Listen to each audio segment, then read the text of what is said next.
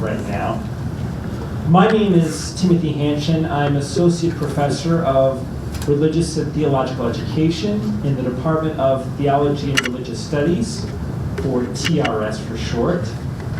I also serve as the Director of the Heart of Teaching, which offers teacher training and pedagogical reflection programming for TR students and faculty. And I have pamphlets with me for the Heart of Teaching over there. Next to, I don't want to forget this too, there's a book code for Massimo's book, Massimo 30. If you go onto Orbis site, you can get a discount.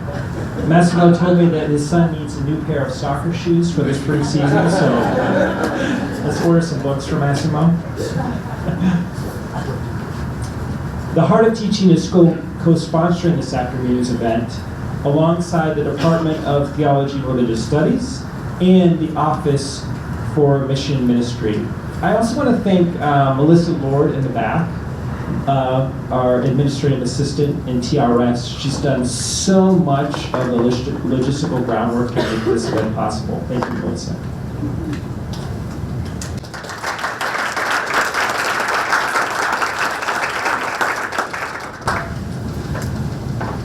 Like many of the best ideas in life, today's event originated at a local watering hole. In this case, it was the Manoa Tavern in Havertown. The Manoa Tavern is ideally located within walking distance of the two Havertown homes that Massimo and I call our own. Massimo and I gathered at the dimly lit tap room in late December to toast the semester's end and greet the holiday ahead. We did what all middle-aged men at Delco bars do. We ordered pints and then discussed the political hermeneutics of the synod of synodality within Catholic higher education. To be fair, I overheard other patrons discussing the Eagles Super Bowl run. At that time, Massimo's book, Theology and Catholic Higher Education, Beyond Our Identity Crisis, was only a month old. I proposed the idea of the launch event, although I hadn't yet read the book. Massimo responded, I hope you remember this, Massimo, quote, "Tim, I am unhireable anywhere else after writing this book. In it, I am an equal opportunity offender," end quote. During Christmas break, I read Massimo's groundbreaking book. He does say the quiet parts out loud. In this case, we are all the better for it. The tectonic plates beneath the landscape of higher education are shifting daily. American universities face an existential threat from new political and financial realities. Faggioli reminds us that our distinctive Catholic identity, grounded in ecclesial life, promises a vision of academic flourishing beyond the dominant, stultifying, neoliberal and technocratic models. Accordingly, academic theology becomes less academic the more it relegates its ecclesial commitment. Faggioli concludes Theology and Catholic Higher Education with a clarion call for, quote, "a new phase in the aggiornamento of Vatican II, with an ethos that continues to be critical, but dares to be unapologetically ecclesial," end quote. I hope this book makes Massimo truly unhireable anywhere else. He is a luminary for Catholic higher education, including Villanova University, especially as it traverses the uncharted waters ahead. I am tempted to say much more, but we have three panelists before us with more wisdom and scholarly insight than I can fathom. And Father Peter is here too.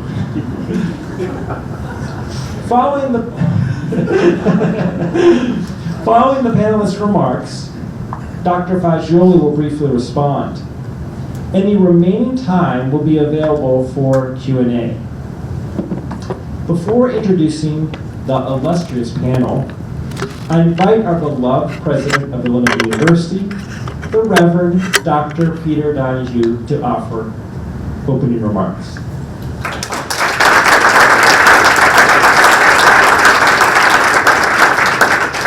Thank you. I also was in a local watering hole when I found out about the book.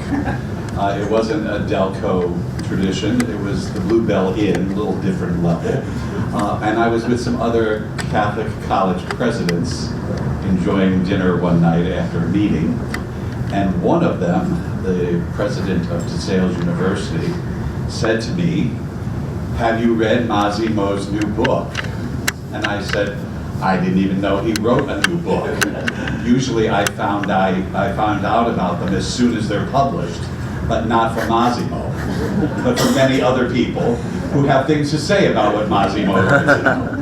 And I said, "No, I haven't seen it yet." He said, "Oh, it's wonderful, it's wonderful." He said, "It really takes us to task on how we teach theology to our students." And I said, "Oh, I'll have to ask him for a copy." So I did, and he graciously came over to my office and signed it for me. And I must say that you do take us to task. And thank you for doing that. It's important that we as an educational institution realize that what we teach our students must influence and affect their lives and really help them to understand how to live their lives. And if we're teaching them things that are so ethereal or out of touch with them or their reality, it doesn't do much for us. It doesn't do much for us in terms of an institution, as well as how we are proclaiming to give them a liberal arts education. I was saying just a few moments ago, St. Norbert's College out in Wisconsin recently announced that they were letting go 27 faculty members this year and four more next year, and that the following departments were being eliminated. This is an institution that proclaims itself to be one of the national leading liberal arts colleges in the country. And every single one of those programs was a liberal arts program. And at the bottom of the list was theology, which I was like, ugh, how can a Catholic school get rid of the theology department? But then after that, it was theater. Massimo, you need to write another book. But I hope this afternoon, through the conversation that we have here today, will really help us to understand how we have to match academics and reality together.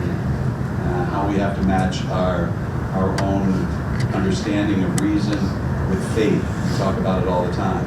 How do we help our students? How do we help ourselves? How do we help our church? How do we help our community become more in touch with how we must live in faith? We are going through some difficult times right now, and higher ed is being taken down to its knees. And we have to stand firm and stand committed to what we are doing is right, and what we are teaching is right, and what we are offering to our students will help them be better people and serve each other better and make this world a much better place to live. Thank you.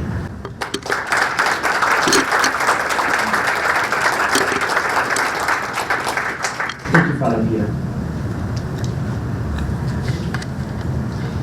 And now, introductions.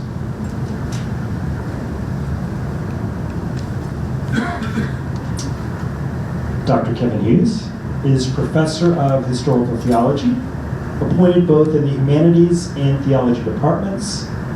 He currently serves as Chairperson of the Department of Theology and Religious Studies. In other words, Kevin's my boss. He received his PhD from the Divinity School at the University of Chicago. He is the author of 4 books. His research focuses on history, theology, and culture from late antiquity in the Middle Ages to the early modern period. And he is a frequent commentator on Catholicism and contemporary culture. He has been teaching at Villanova since 1997. Dr. Anna Moreland is the Anne Quinn Welsh Endowed Chair and Director of the University Honors Program at Villanova. A full professor in the Department of Humanities, her academic expertise in research include medieval theology, interfaith dialogue, and comparative theology. She received her PhD from Boston College. She is the author of 3 books, most recently co-authoring the young adult playbook, Living Like It Matters. She is the recipient of a Hope and Higher Education Templeton Foundation 3-year grant. And the Reverend Dr. Kevin DePrinzio is Vice President for Mission Ministry, which plays a vital role in ensuring Villanova University's commitment to living out its Augustinian Catholic mission in every aspect of university life. He has 20 years of experience in ministry as a vocation director, campus minister, and faculty member. Despite his senior administrative leadership, he remains connected to the undergraduate classroom. We regularly teach TH 1000 sections for TRS, and I can attest he is a popular teaching mentor for our PhD students in theology. Father Kevin received his PhD from Catholic University of America, focusing on spirituality and historical studies. And lastly, the man of the hour, Dr. Massimo Faggioli is a leading authority on the papacy, Vatican II, liturgical reform, and the intersection of Catholicism and global politics. He is a frequent contributor to prominent national and international media outlets, including the Washington Post, the New York Times, National Public Radio, Commonweal, LaCroix International, and the National Catholic Reporter. He is also the author of many books. Is it about 15, Massimo, at this point? More or less, give or take. They've been published in English, Italian, German, French, Spanish, and Portuguese. In addition to theology and Catholic higher education, he has recently published the Oxford Handbook of Vatican II in 2023, co-edited with Catherine Clifford, and The Liminal Papacy of Pope Francis Moving Toward Global Catholicity, 2020. Dr. Faggioli earned his doctorate in religious history from the University of Turin and furthered his studies on the Second Vatican Council at the John 23rd Foundation for Religious Studies in Bologna, Italy. Without further ado, the panelists.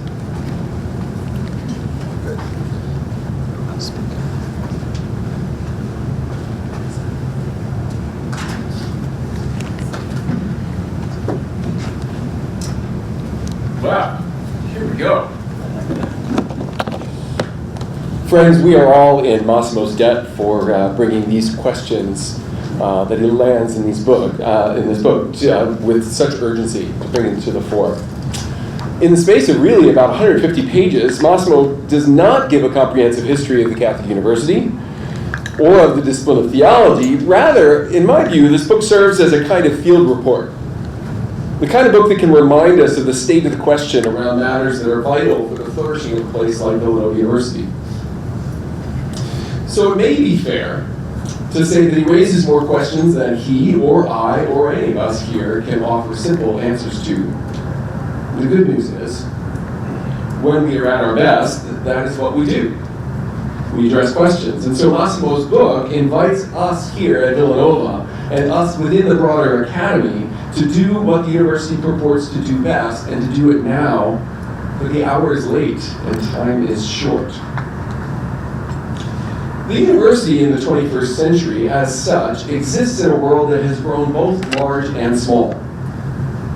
Small through the connectivity of the internet and the accessibility of information, through Google, now through AI technologies, and large in a kind of inverse insight through the teeming abundance of that accessible information. Who could possibly know it all? But large also through our deepening exposure to global difference, to the unwinding of the long legacy of colonial and geopolitical domination. Who could possibly find the Archimedean point from which to claim to know the universitas, the whole of things. Unfortunately for some, the loss of that aspiration has led the university to default to much smaller skill set training for practical career outcomes. And this narrowing amounts to the abandonment of the university as such, and to the displacement and even removal of theology and philosophy, as we just heard, and more broadly, of humanistic inquiry as a pillar of the university education. And this is why we see colleges like St. Norbert's, colleges and universities dismantling theology departments and theology requirements with alarming frequency. So one of the great gifts of Massimo's book in these present days of crisis is in raising the alarm. What adds to the alarm in Massimo's great call to arms is this concern that if university theology does not rise to this challenge, that central space of a comprehensive integration will be filled by other voices. What he names as a kind of anti-intellectualism that masks as traditionalism, and what he calls a kind of Catholic sectarianism that is suspicious of the university's tenured radicals from the start. And I think we are right to be concerned about the TikTokification, that's my term, that is, but the TikTokification of Catholic public life and the culture of resentment that seems to accompany it. So I join my voice with full throat and heart to Massimo's call for a more vibrant, more centered, more engaged Catholic theology and to its ongoing importance within the university. But what does that theology look like? A significant portion of Massimo's book seeks to diagnose theology's weakening and to measure its future prospects through a particular lens, and through the lens of reception or not of the ongoing legacy of the Second Vatican Council. This is important, vitally important to the intellectual work of Catholic theology. But that work, too, has its limits. And in fact, Massimo co-hosted a conference here in Villanova last year, and the book that's about to appear from it, they both share this title about the legacy and limits of Vatican II. My teacher, David Tracy, used to worry that Vatican II represented the church catching up at last to the modern age that was already passing away. There has been much argument in the last 25 years within Catholic circles about the reception of the council, about hermeneutics of continuity, or hermeneutics of change, or hermeneutics of rupture. My worry is that if we place too much of our emphasis on these debates, we will be disputing an event that for our students and for many members of our church is very much in the past. And our squabbles over its reception may seem to leave us captured in the 1960s and 70s in a game that's very much about inside baseball, where only the combatants, the disputants, know the score.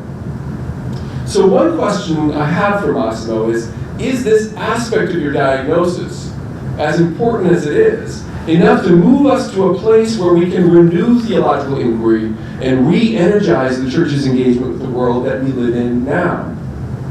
It is an important measure, to be sure. But is it the most important measure? Is it the most important diagnostic of what Catholic theology in the 21st century should be? Now, I hasten to reiterate that for Massimo, it is not the sole measure, and he's clear-eyed about questions that Vatican II cannot quite answer on its own terms. But I do think it's worth mentioning that the identity crisis of the university and the identity crisis of Catholic theology, while having sort of external opponents that are attacking us, has in some respects internally been well earned. In the decades since the Council, we have become more deeply aware of the ways in which the university project has been complicit in, or sometimes central to, imperial, colonial, neoliberal projects that have had globally destructive effects. If the modern research university really is born out of the model that comes out of the University of Berlin in the 19th century, for example, as Massimo talks about in the book, then it's coincidence with the aspirations to global colonial empire that Prussia and then Germany sort of expressed. It seems hard to dismiss as mere coincidence. There are other examples we could give. But the university as a project in the 21st century is seeking to unlearn its relationship with domination. I think that's just true. And so is Catholic theology. It's a bit of a vertiginous time for us. And we must be on guard that theology is not swept under the tide as hopelessly condemned by its past, as hopelessly implicated by that fraught legacy. So theology's turn to ethnography, cultural studies, political theology, and other methods and subdisciplines, at its best, represents its efforts to hear voices that it has not attended to before, to become aware of power dynamics that it has been blind to before. At its worst, of course, it can amount to a crisis of confidence that Catholic theology has anything to offer the church and the world. So Massimo wisely cautions, if theologians focus on ethnography, cultural studies, and academic political theology, leaving behind dogmatics, patristics, ecclesiology, philosophical fundamental theology, eventually that vacuum is going to be filled by self-appointed watchdogs from outside the university. And in that, I think, he identifies the challenge. Can we learn from ethnography, cultural studies, and other religious studies disciplines? Can we learn from the ecumenical and interreligious witness of our non-Catholic colleagues and friends? Can we even be held accountable in some ways by them without leaving behind the work that is proper to Catholic theological reflection? Can we understand our historical blindness and failure without turning away from what Massimo calls the fundamental questions? And I agree. He says, what is the point of believing? Why be a disciple? I would add, who and what is God? What does it mean to know God? How should I live? These are vital questions that we cannot concede ground in. But to go further, can we join in common cause with our colleagues trained in religious studies disciplines in the insistent inquiry into the religious dimensions, the religious questions that persist through all the paradigm shifts and imminent frames of our global secular age? So can we think about the engagement of theology with religious studies not as a competitive or zero-sum game, but as something that conduces to all the disciplines' mutual and shared benefit? We need to find, and for this I'm so grateful for Massimo, we need to find an accountability that is not a capitulation, nor one suffused with the constant insecurity of being replaced. We need a Catholic theology that has the humility to accept its historical and present failures, and the confidence to embrace the good in its tradition and its new horizons. Conceding that theology is no longer at the heart of the contemporary university, as Massimo does, he counsels nevertheless that theologians should not shy away from understanding the world by wandering around it, a kind of wandering discovery as a model for theology. And that is good work. That is work which I'm proud to share with Massimo and our colleagues in theology and religious studies here at Villanova. It is paradoxically an ambitious agenda, this wandering, and one for which there is not yet a blueprint or a map, but one for which I think we here at our Augustinian Catholic University may be particularly suited to move forward as those on pilgrimage, in one of Augustine's favorite images for the Christian life. So in closing, let me share one more point of strong agreement with Massimo's diagnosis and recommendation. If we are pilgrims, we need the support of our fellow pilgrims on the way.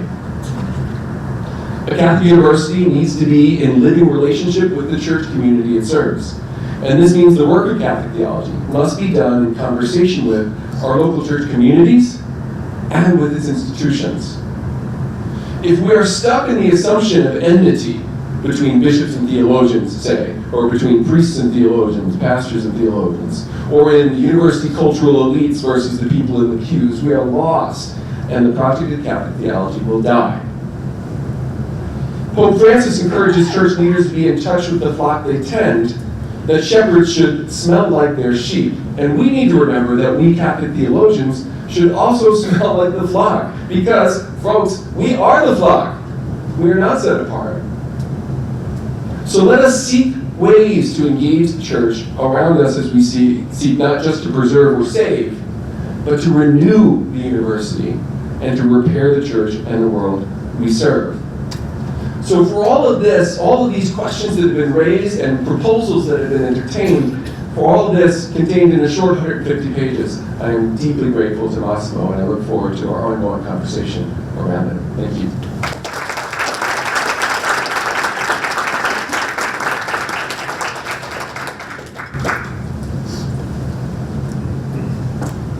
you. I'm delighted to be here with everyone this afternoon. Massimo, thank you for giving me the opportunity to read the book probably more carefully than I otherwise would have, because I knew I had to stand up in front of a bunch of people and talk about it. So thank you for giving me this opportunity to comment upon this really, really ambitious book. There's a lot to say about this book, but I've been told I only have 8 to 10 minutes. So I'm going to narrow my comments to just the marginalization of academic theology in contemporary academic and ecclesial life. So imagine yourself as a 13th century Benedictine monk at Monte Cassino. You live, pray, and study in what had been the most famous cultural, educational, and medical center of Europe. Your cathedral boasts cutting-edge architecture. The sons of the nobility from across Europe have been sent to your abbey for generations to receive the best education offered on the continent. You come to learn, though, that members of new reform orders who call themselves Dominicans, Franciscans, Carmelites, or Augustinians have decided that people like you have sold out to the elites. That you in fact live off the European nobility in the comfort of country life. They decide instead to move to the rising urban mercantile centers of Europe, to beg for their bread, and to preach and hear confessions. They either join faculties of the new universities, or, like Thomas Aquinas, help to design a network of community colleges for guys who don't have the intellectual chops to survive at Sorbonne or Paris, but who need theological formation to minister to the laity. How can theology be done outside of your hallowed libraries, you might ask? How can guys who have to beg for their bread have time to dedicate themselves to the real study of Scripture and church fathers? Theology outside the monastery walls will become corrupted and tainted by trade. I was reminded of these monks when reading Massimo's Requiem to Academic Theology. He expresses concerns about theology being done outside of theology departments, in other liberal arts departments. He denounces para-academic institutes where theology is done in a way that is non-Vatican II. He particularly critiques the self-trained and self-appointed fortune tellers masquerading as theologians or church experts all over the internet. They are ideological and anti-Vatican II and neo-traditional.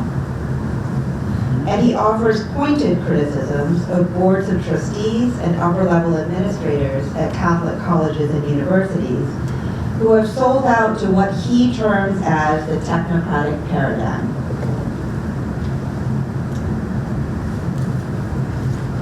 So he also laments the lack of academic theologians who are, He also laments the lack of academic theologians' role in seminary education, reflection on the clerical sexual abuse crisis, and the university core curriculum. And these are provocative arguments. And someone who grew up under an Argentine mother, as someone who grew up under an Argentine mother who you met, Massimo, I'm going to offer challenging feedback because that's my love language. In that spirit, I share my critical feedback to guide discussion, and besides, it wouldn't be fun if we were all like, we agree with Massimo. So I'm going to share my critical feedback around these incredibly important topics that Massimo wrestles with in this book. So I'm going to briefly talk about seminary education, the clerical sexual abuse crisis, and the university core curriculum. So first, seminary education. Massimo laments the fact that academic theologians no longer teach at seminaries, It's honestly puzzling that he thinks that these seminaries, quote, hold economic and systematic advantage in competition with academic theologians in non-seminary Catholic higher education. I don't know when the last time was that you entered the seminary, Massimo, but they're mostly empty. But I'm going to set that aside. Let's ask why bishops are reluctant to send their seminarians to study at Catholic universities. I agree that theologians should become more ecclesially grounded in our academic work. But the fraying of the trust between academic theologians and the church hierarchy, at least in the U.S., is the single largest reason seminarians don't turn to us for theological training. The perspective presented in this book does not help build back this trust. For example, it would be tough for a U.S. bishop to find himself called militant and neo-traditional in this book, and then to decide to send seminarians to study with us. I'd suggest a hermeneutic of generosity on all sides, but if we ask for trust, we have to extend it ourselves first. Second, the clerical sexual abuse crisis. Massimo laments that there is no center at a Catholic university that explicitly studies the theological ramifications of the clerical sexual abuse crisis. While that may be true, there are other ways that the consequences of this crisis are being addressed. 21 years ago, here at Villanova University, Chuck Zeck decided to do something about the ecclesial mismanagement and established the Center for Church Management. He wrote, "When the laity mistrusts their leadership in completing basic administrative tasks, that leadership is at risk of losing not only the laity's financial support, but also their own credibility in their religious teachings." So countless seminarians, diocesan administrators, and other church leaders have benefited from the good work of that center. Today, thanks to Matt Mannion's good work, it offers funds to support research. I could easily see the sort of work Massimo is suggesting becoming an arm of that center. I didn't talk this over with Matt though, sorry. So I'd suggest though, that traditional undergraduate students at Catholic universities are much more directly impacted by a pornographic, rough sex, and loneliness culture than by the clerical sexual abuse crisis. And our time would also be well spent using the Catholic tradition to engage these topics. I have a lot to say about that. My husband said I wasn't allowed to. So, for further discussion. Third, university core curriculum. So finally, Massimo grieves the shrinking of the theology requirement in the university core, and here, how could I not but agree? I wonder, though, whether we haven't been the own cause of our own demise. I actually think it runs deeper than the ecclesial commitment you mentioned in your last chapter, Massimo. In order for theology to become faith-seeking understanding, Catholic theologians should be committed to Christ. So several years ago, I was teaching the Gospel of Mark in one of these intro theology classes, and a student looked at me and said, "Dr. Moreland, do you believe that this is true?" And I did this like academic dance about biblical criticism, and he said, no, Dr. Moreland, I want to know if you believe that this text is true. And it was a really transformative moment for me because I looked him in the eyes and I said, yes, I do.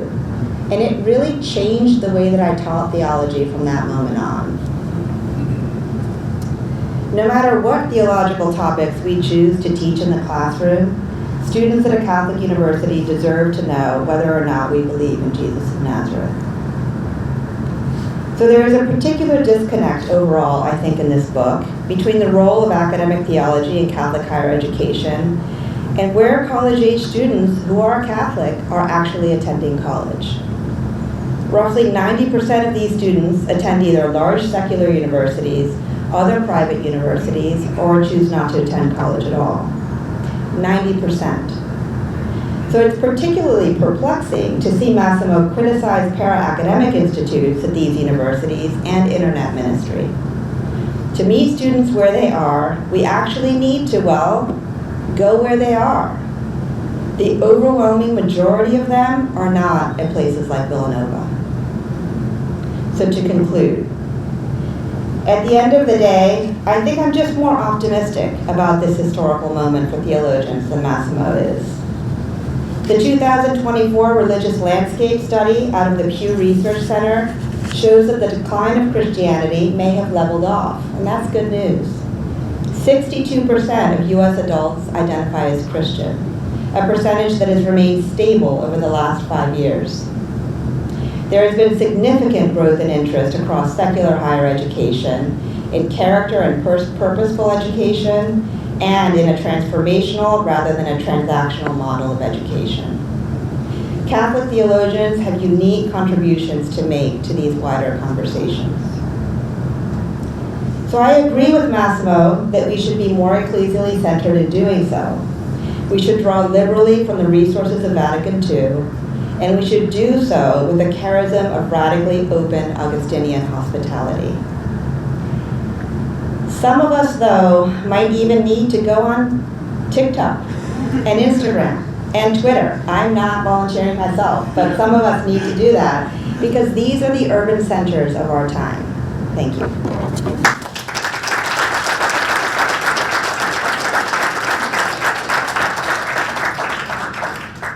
Anna, would it be helpful to know that Father Peter was on TikTok a couple of weeks ago?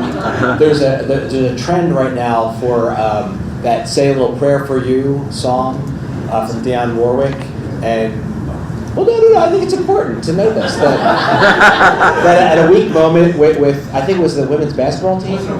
Oh, that's right, you don't have weak moments. He got pulled. They lied to him, and he's trending on TikTok right now. Yeah. So anyway, so Annie, you could have had my 8 minutes if you want to just keep going. But at the risk of being homiletic, but I think most people in this space know that tends to be my wheelhouse. I'm going to open up with a story. What I'd like to say a controlling image for my response. Some of you in this room have heard this story, but I'm going to use it in a different way. About 2 years ago, on a spring evening, it was around 7 o'clock, I was walking back to my car. I was crossing over, the church, and some tours were finishing up. It had been a spring break week. I think it actually was Easter week, and most of the local high schools were on their spring breaks.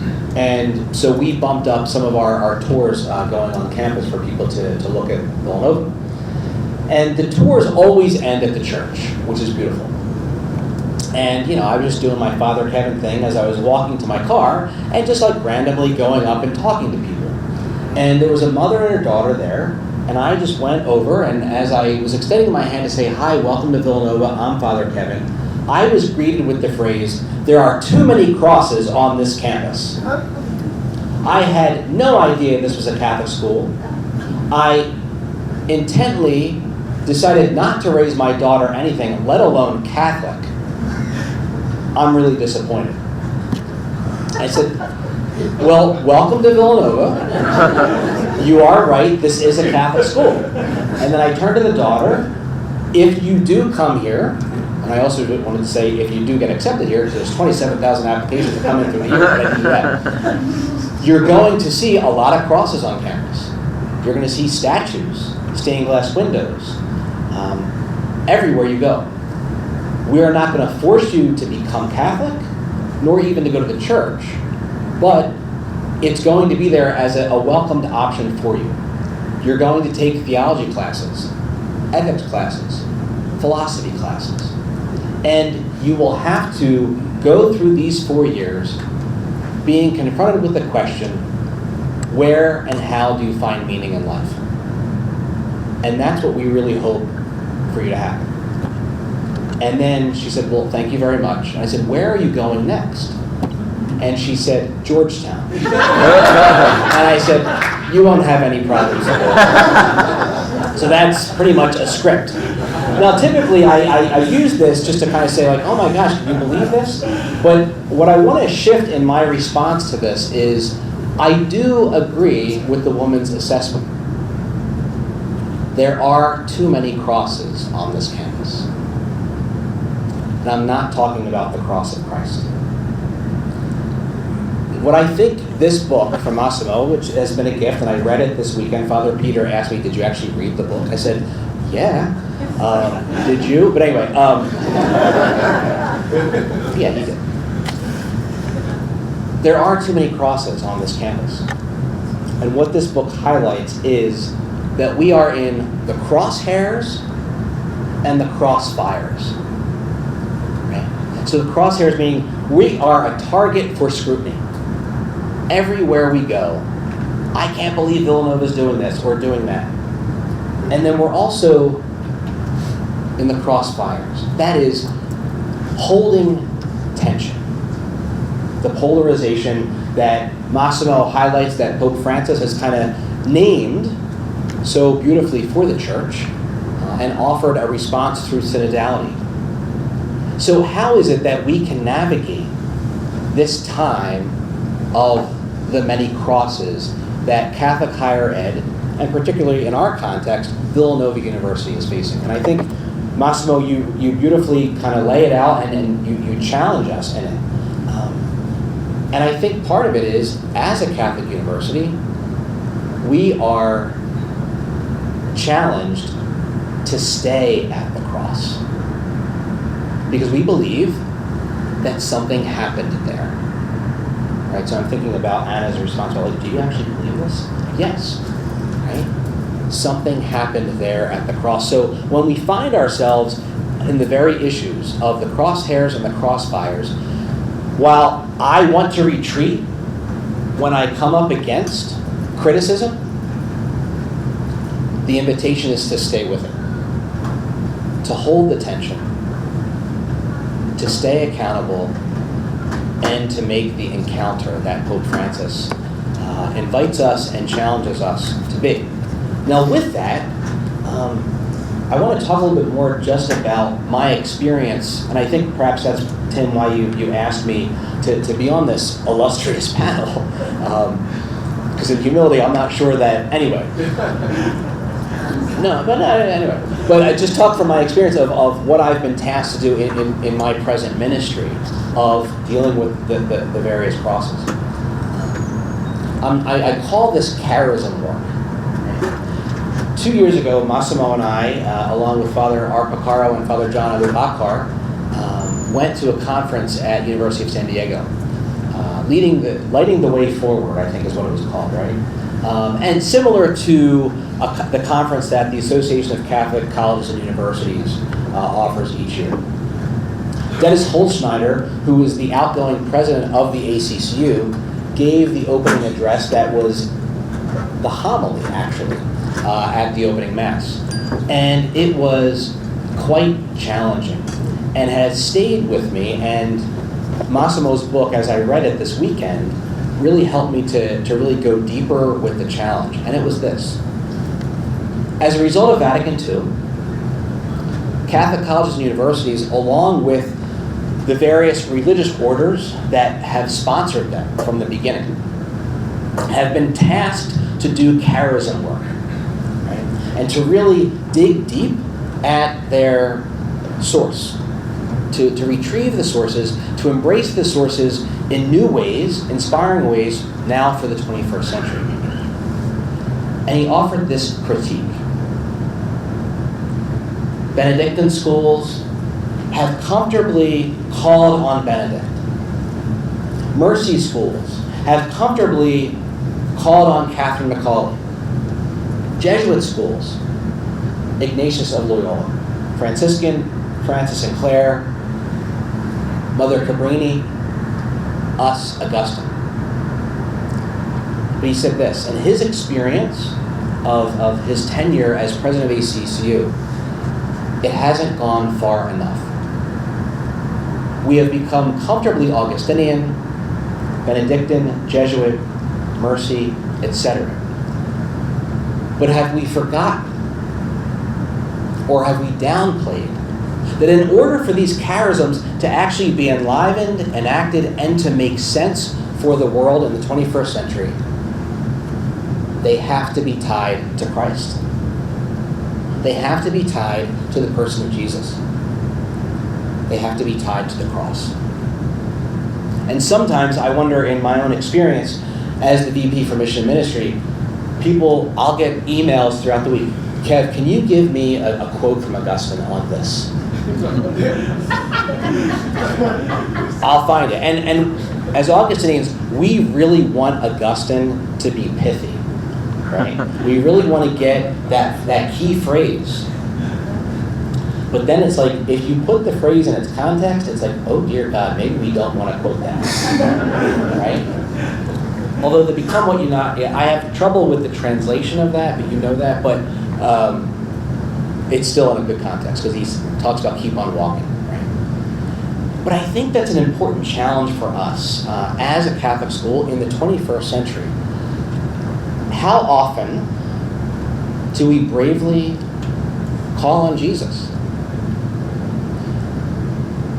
My experience of our embrace of Veritas Unitas Caritas, which we have championed it. You know, that by the fact that at the end of the first night of orientation, the 4-day orientation, freshmen are chanting 3 Latin words in the thing, right? And I'm like, oh my gosh, who does this, right? Villanova does. They only make sense for Augustine because Veritas Unitas Caritas are a person. Now, that does not mean that everybody on this campus then has to embrace Christianity or Catholicism or be a believer in any tradition. But in order to really understand what the role of this university is, we have to understand that the source of our charism is not Augustine. In all humility, he would say, it's Christ. That is the point of his whole story. Right? The fact that the Confessions hinges on that garden event, right, where he put on Christ. So I think that is the challenge that I kind of was left with in terms of what Massimo has kind of called and tasked theologians to reclaim an ecclesial vocation. Now, that's not to say that we're in a complicated time. And I'm wondering, Massimo, I'd love to get your thoughts, maybe not necessarily in this space, but I think part of the issue that we face for the theologians in the room is that the feeding into the school is no longer the parochial school system, right? And even if we are getting students from the Catholic schools, they're not getting, now I'm going to make myself sound old, but I am. I'm a Philadelphia Catholic through and through. They're not getting what we got. Right? It is snobby. But, I mean, I went to St. Now, I was Jesuit trained, and we had 3 theology courses that we had to take at St. James. Now, I think they're down to 1, which saddens me, right? I'm glad that Villanova has maintained the 2. I think we had 3 at one point. Yeah. So we gotta stay with 2. All right, gotta stick with 2. B's up is stick with 2. Add another couple, I would be fine with that. But I think part of it is that we're getting students that are not as formed in their faith tradition, right? Or in any faith tradition, even if they are devout in their faith tradition. And it puts the theologians in an interesting position because you're trying to do your scholarly work, right? And some of that, and it is rightly, sometimes deconstructive. But when you have 25 people in a room that don't have anything to deconstruct, all they hear is criticism. And so they're left with the question, Dr. Moreland, do you actually believe this? And they could easily misunderstand and be deconstructed themselves and have no desire to delve deeply into the mystery of life, which I think is really ultimately what we're trying to get at here. Right? That the role of the Catholic University is to really help people, whether Catholic or not, to deal with the mystery of life and the complexities as life unfolds before us. So I'm just curious about that question. Similarly, I appreciate the critique that Massimo offered with Catholic social teaching, right? Because again, it's a similar, it's not the same, but it's similar to what has happened with the charism work, that it's an entry point. It's a great thing to lead with, right, for people to kind of come into, but it should lead into the richness that the tradition offers and its complexity, right, of the Catholic intellectual tradition. Catholic social teaching is not the sole arbiter of the tradition, but it can be an entry point. We often have said it's the best kept secret.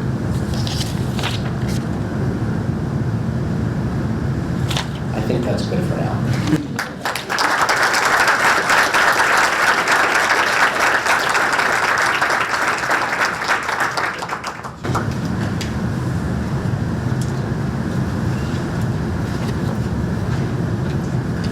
Good evening, everyone, and thank you for being here. Thanks, Tim, for organizing this.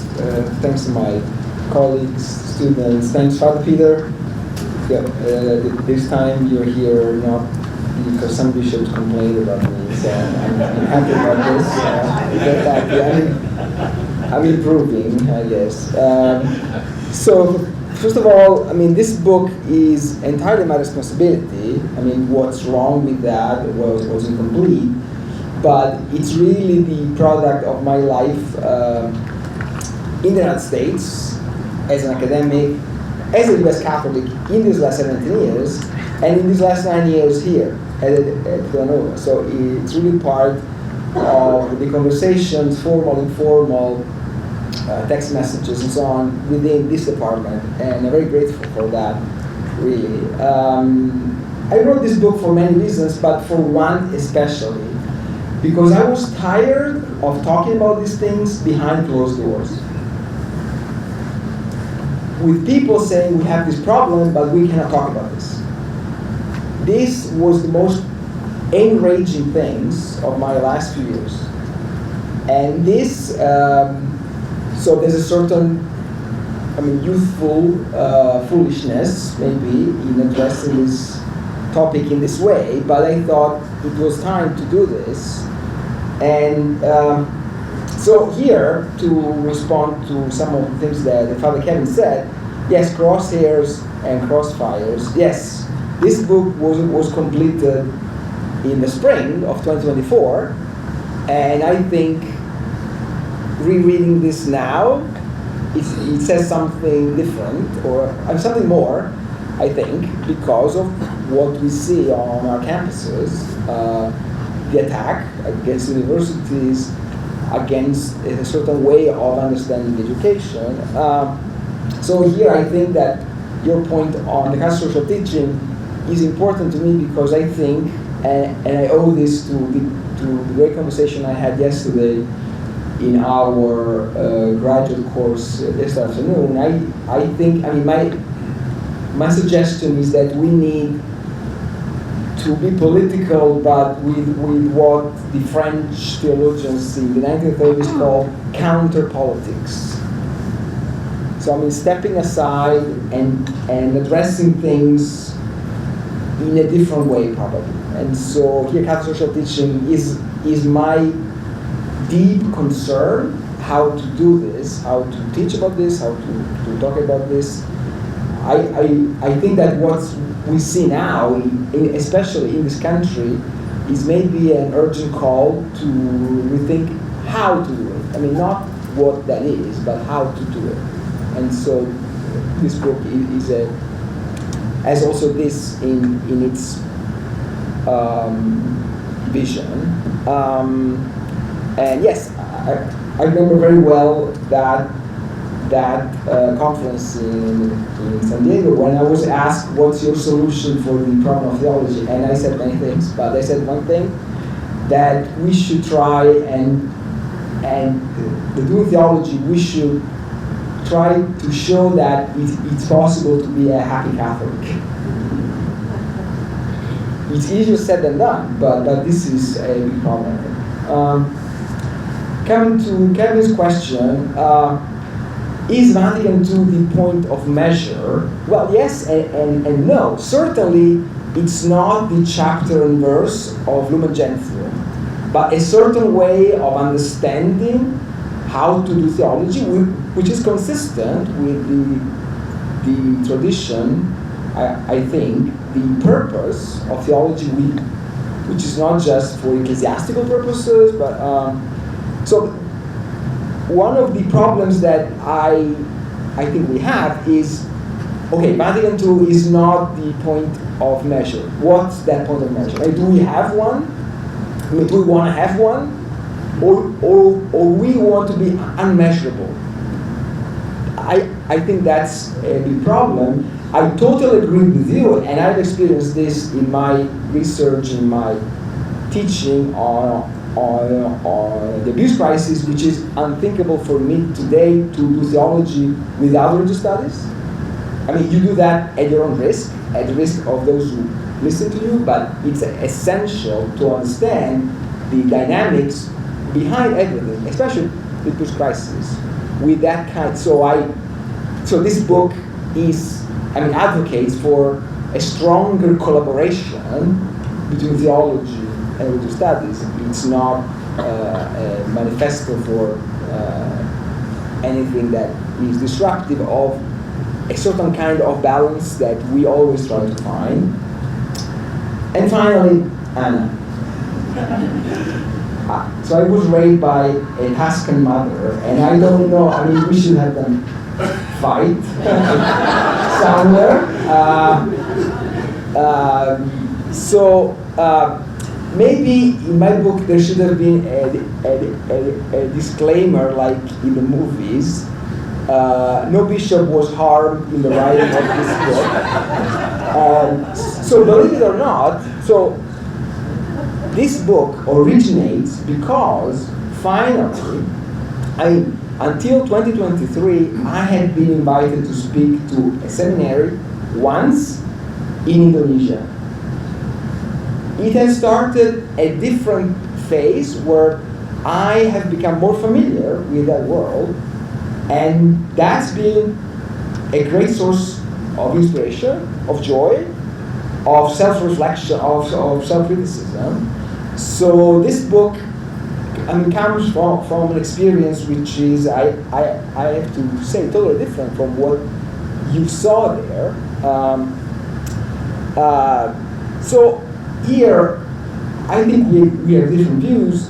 I really want to say something on my critique of the new entrepreneurs. Okay? I want to be very clear here. It's not about having the credentials. It's not about that. It's about the kind of spirit with which you do that. Okay? So I'm not shocked that, I have learned probably more by non-credentialed people than credentialed people. Yeah, I think my problem is what is the ecclesial spirit of these new voices.